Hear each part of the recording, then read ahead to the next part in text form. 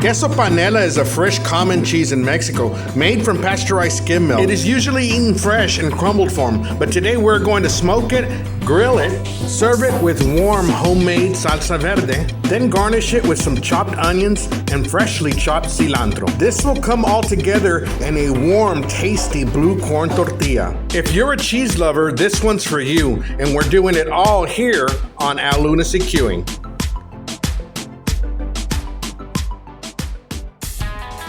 Welcome back, my good people. I hope this video finds you all doing well. Now, I have to be honest, I have never smoked this type of cheese, so this is going to be a learning process for me as well. So what we have here is 20 ounces of La Chona brand Panela cheese that I bought from my local Walmart. So let's open up the package so we can prepare it for our smoker. Now, here's a bit of insight about the cheese as we start.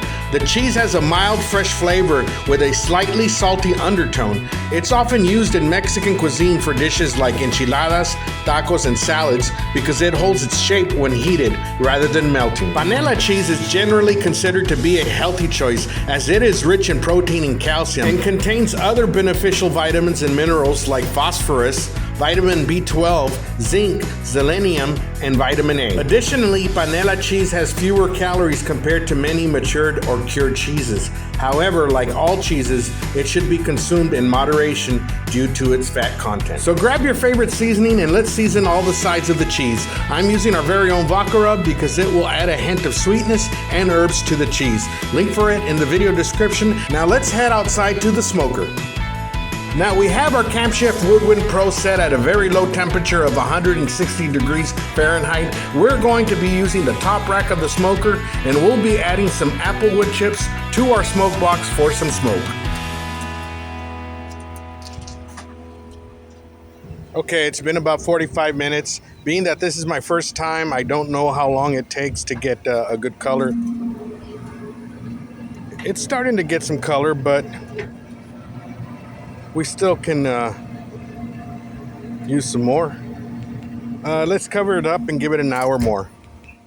Okay, about 2 hours total. Looks like better smoke there.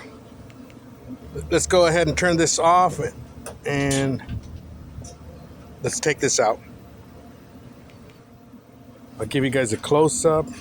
Decent color, I think. Let's turn it on the other side. Yeah. All right.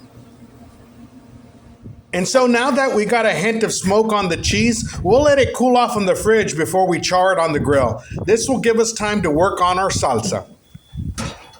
Our green salsa that we are making today will consist approximately of 1/3 of a medium white onion, 2 poblano peppers cut in half with the stem taken off, and about 7 tomatillos. We'll also be adding a few cloves of garlic in just a bit. Now what we're looking to do here is just to give these veggies a char on the outside all the way around. So we'll keep turning these veggies a few times until we get there. This will soften up the veggies and make it easier for our blender to make this into a runny salsa. We added the garlic last because it cooks a lot quicker. Let's take these tomatillos out since they're ready. The grilled poblano peppers will give the salsa just a mild kick. You can use jalapenos or serrano if you prefer more of a kick. Now that all our veggies have softened up and have a char, let's take them inside to put them in the blender. But before we do that, let's flip over our griddle to the flat side and prepare it to grill our cheese.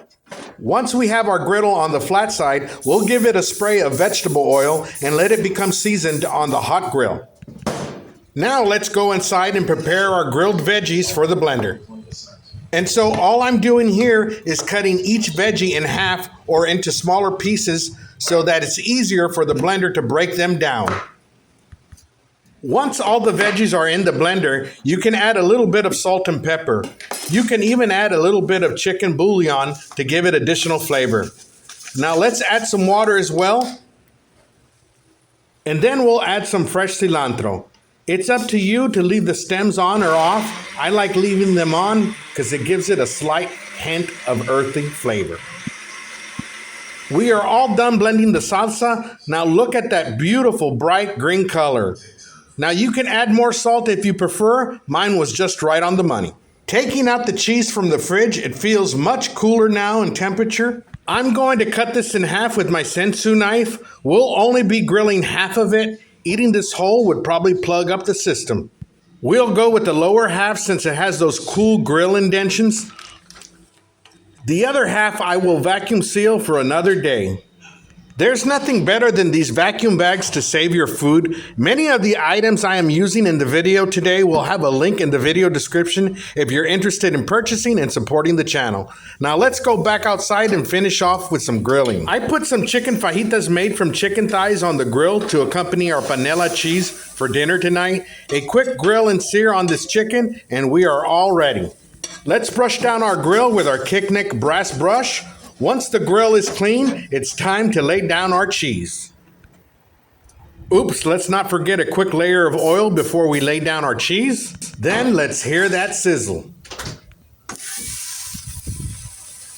What a tasty sound. Now, I'm not sure how long we'll let this go since, well, it is my first time, but we'll play it by ear, or sight, I should say. Now, as mentioned before, panela cheese is the perfect cheese to grill or smoke since it doesn't melt as it holds its shape pretty well under heat. So what we're looking for here is that both sides have a good char and that the cheese softens up a little. All right, look at that. Grill marks, or I should say the sear marks. Oh, there we go. On that side just as well. Nice. These are the last ones, and then we'll take it in, man. So here we go, guys. Sorry, I think I'm going to slice it up. Yeah.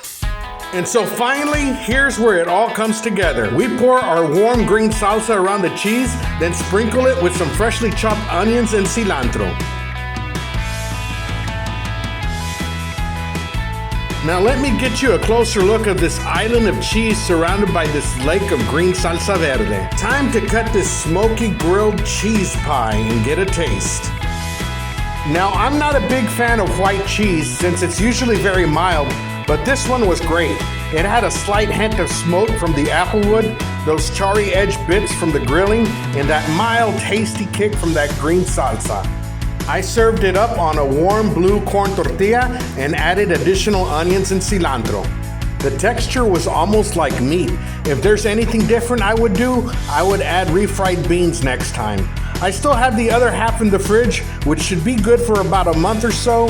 I think I'll leave it as is and crumble it over some nachos or some frijole charros. Well, that's it for this one, amigos y amigas. Can't wait till the next time. Wishing you all the best in your grilling game and kitchen ideas. Don't forget to comment and like. If you haven't subscribed yet, it would be most appreciated. And finally, don't forget to look after yourself and each other. We'll be back again soon.